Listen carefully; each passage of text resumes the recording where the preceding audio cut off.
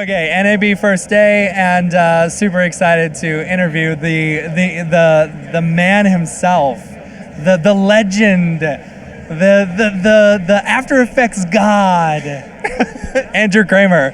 Thank you so much for doing this interview. Absolutely. How you doing? I'm good. So, I mean, I'm sure you get a lot of that. You know, every After Effects guy. I mean, once you get up there, you basically pack the place.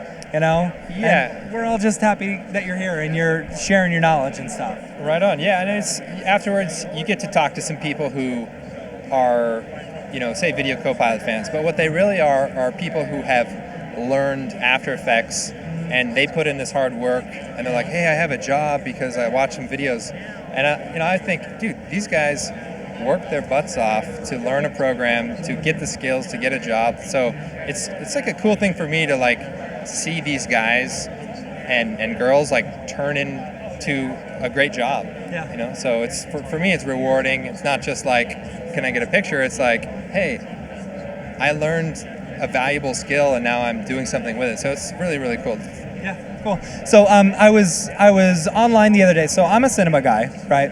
But you do Element 3D. Yep. A company I worked for a long time ago, we purchased Element 3D when it first came out. We were really excited about it. And I recently just went online and watched the Element 3D version 2 video or 2.5, and I gotta say, there are some killer features in there. And so you tease this in your, I don't know if you were supposed to tease it or not, but there's some big stuff coming with displacement, is that correct? Yeah, we're working on some experimental new features that I think will give Element another level of organic creation. And obviously, if you can use displacement on a surface in real time, you can create a lot of really interesting things. So we're sort of working on the tech because obviously you have different types of meshes and different types of surfaces, and you want to make sure that the edges stay connected. And there's a lot of technical things involved with it that we're working out. But as far as the feature, it's super powerful, and displacement stuff is just fun to look at. Yeah, absolutely. So where do you see the future going? Future of either Brograph or future of After Effects, or we just brought in Cinema 4D just brought in the Renderer 2 After Effects. Where do you see like this whole system going? Well, I think I'm not trying to predict the future, but I think the rendering technology is very amazing, right? Whether it's Octane or Redshift, there's amazing technology to do your rendering, and there's new ones maybe every day, maybe every other day. Yeah. I'm not sure the chronology there. But at the end of the day, the results that people are going to get between renderers is not going to be that different. It's going to be amazing. So what does that mean? Well, it just means that the quality of content is going to have to push past that, right? Because everybody's going to have access to a renderer. You can make a cool renderer every day with Octane that has great vibe and texture and feel. And once that becomes the new norm, then there'll have to be another sort of revolution to take that to the next level. And so I'm not sure what that will be, but I think people who are learning it right now should begin to think about, okay, well, where can I take this? Where can I go after I've learned these skills?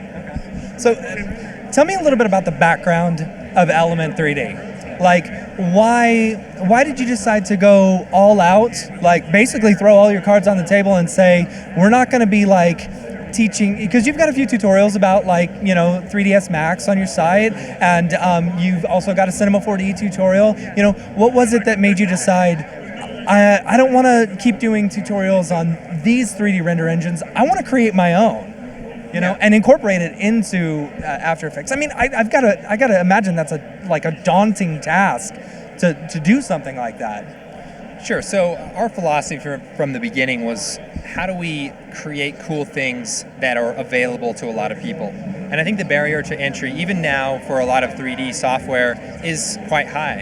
And you always see someone say, how do I do this? And you say, well, the answer to that is about $3,000 worth of software and training, and that's sometimes a prohibitive,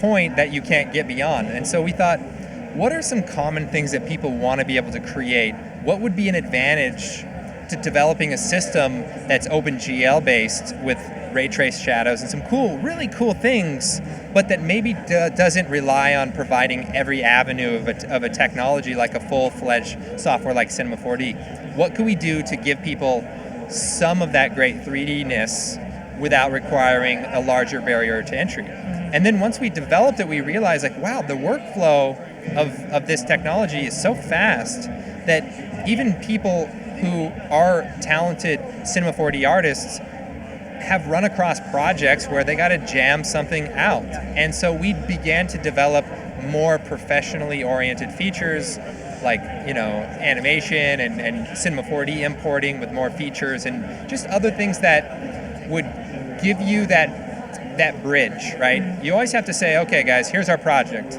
What are the requirements? What's the art? How much time do we have? Yeah. Okay, well, how are we going to do this? Well, we'll do these shots in cinema, and we'll do these close-up, shots with some depth of field, and we'll do these ones in Element and After Effects, so we can render those faster. We can look to develop.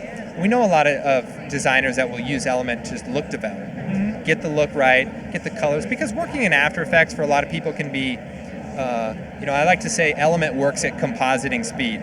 So move that light. No, I'm not missing about. So you're making decisions about the overall feel of something at the compositing level, where you have access to the glows and the other effects that make the end result complete, like adding text and different things to get the look.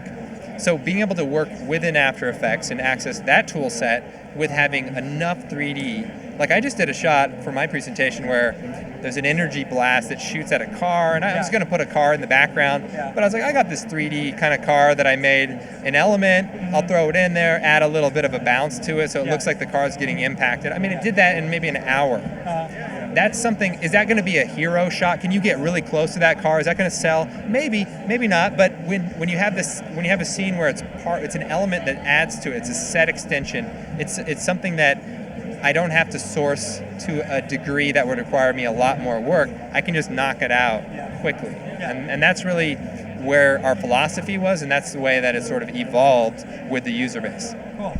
Okay, so let me ask you this. That one that you were just talking about with the car one, you made the joke about, like, this is the Wilhelm scream of fire. So, you're very popular among the After Effects artists, especially like, optical flares. That's like a big one. Are you ever watching TV and you go, shit, there's the JJ?